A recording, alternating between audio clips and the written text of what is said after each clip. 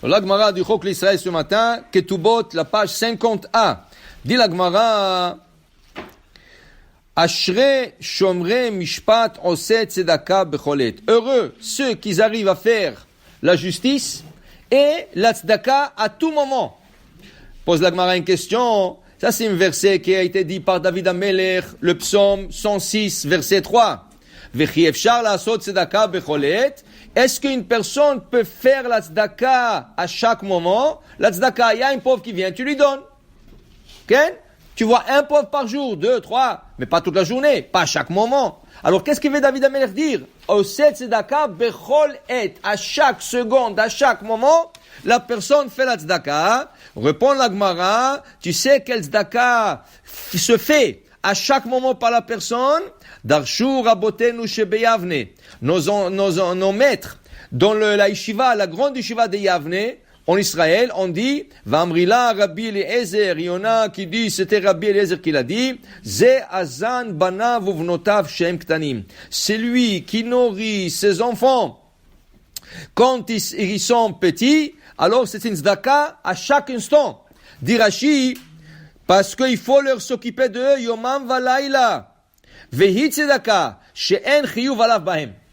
Qui veut dire, ton fils, une fois qu'il a atteint l'âge de 6 ans, ta fille, quand elle a atteint l'âge de 6 ans, tu n'as plus l'obligation, selon la Torah, de s'occuper d'eux. Tu peux lui dire, va travailler. Okay? Tu peux lui dire, va louer une maison, habite tout seul. 6 ans. Oui, la Torah ne m'oblige pas de m'occuper de plus que 6 ans. Après 6 ans, ils peuvent être, le père s'il veut être méchant, ou s'il n'a pas de moyens, ou s'il n'a pas de possibilité, ils peuvent leur dire, d'ailleurs aujourd'hui dans le prix oriental, c'est connu, c'est vu, de parents qui vendent les enfants petits comme des esclaves et comme des servantes. Selon la Torah, c'est la même chose. Tu peux pas vendre, mais voilà, pourquoi on va aller loin? Parashat Mishpatim. Vechi imkor ish et bito le'ama. Un homme qui a vendu sa fille comme servante. Ça veut dire que la Torah donne à un parent la possibilité, si lui n'a pas d'argent, il peut vendre sa fille comme servante. Tu vas dire aujourd'hui, tu vas dire à quelque chose comme ça, le petit va tomber en prison. Okay? Mais tu vas pas lui vendre, mais tu vas lui dire, écoute, je m'occupe plus de toi. Alors un parent qui s'occupe de son fils et sa fille, de âge de 6 ans et plus, c'est une tzedaka à chaque moment. Il faut leur nourrir, il faut leur vêtir, ils habitent sur toi, ils ont un toit, ils ont une chambre chauffée, tout ce que... Ça, c'est une tzedaka à chaque instant, à chaque moment. Dit Rabbi Eliezer et nos sages à Yavne, ça c'est Azan, Banav, Uvnotav, Shem Tanim. Il dit ici, Rabbi Shemuel Bar Nachmani Amar, il y a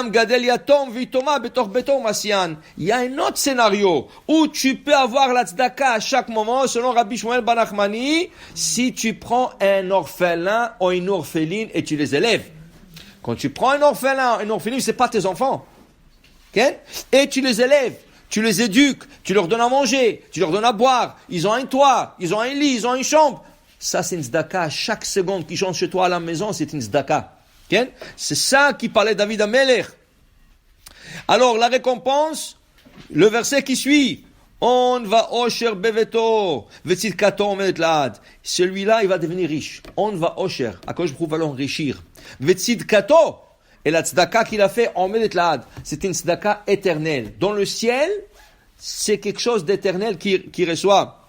Rav Una et Rav Chizda disent, il y a un autre scénario. Comment on peut faire la tzedaka à chaque moment? Ze alome Torah ou melameda.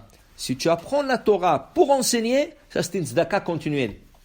Parce qu'il y en a qui apprennent parce qu'ils ont le plaisir d'apprendre. Il y en a qui apprennent parce qu'ils sont un manque, ils n'ont pas appris, ils veulent apprendre. Mais c'est pas ça pourquoi on apprend la Torah. On apprend la Torah pour l'enseigner.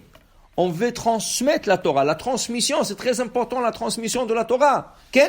Alors, Moshe Kibel Torah Misinaï, Umsara li Yoshua. Moshe, il a appris toute la Torah, mais il a passé à Yoshua. Yoshua les Zkenim, Yoshua il a passé aux Zkenim, ou Zkenim Vim. Ainsi, celui qui apprend avec le but de transmettre, ça c'est une tzedaka à chaque moment. Ça c'est une tzedaka continuelle. Ça c'est quelque chose qui reste l'ad. Ça c'est quelque chose qui reste éternellement.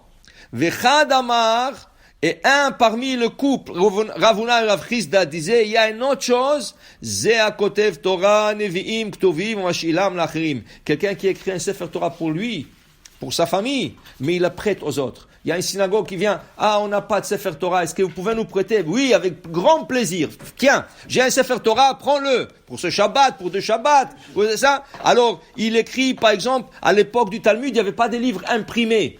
Il n'y avait pas de livre imprimé. Alors le livre était tout écrit sur des scrolls, et lui il a un livre de prophète, il a un livre de commentaires, et il le prête. Ça c'est une tzedaka continuelle. Aussi la même chose avec nos livres à nous. Quand on achète un livre, et quelqu'un vient et te dit, tiens, ces livres-là, oui, j'ai besoin pour quelques jours, pour des références. Oui, avec plaisir, je te le prête.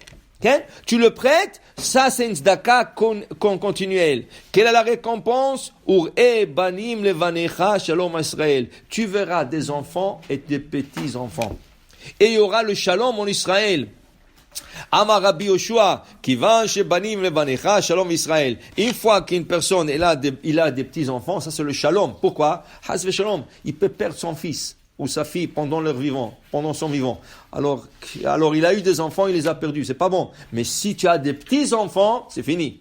Tu as déjà une continuité. Tu as 3 générations. Toi, ton fils et ta fille. Alors ça, c'est shalom à l'Israël. Pourquoi shalom? Shalom al dayane Israël de lo atil ansouye. Parce que maintenant il y a le shalom avec le dayanim. Pourquoi? Maintenant le dayan n'a pas besoin de s'asseoir et dire celui-là il est mort, il faut passer l'héritage à celui-là. Mais l'autre il n'est pas content à cause de cet héritage. Et l'autre il veut une partie de l'héritage. Et le dayanim doit se disputer. La famille se dispute. Ça c'est de la dispute. Mais quand il y a 3 générations, il n'y a plus de dispute. Ça continue. La lignée continue. Et ça c'est shalom Israël. Tout ça par la tzedaka qui est faite continuellement. Baruch Adonai le'olam. Amen ve amen.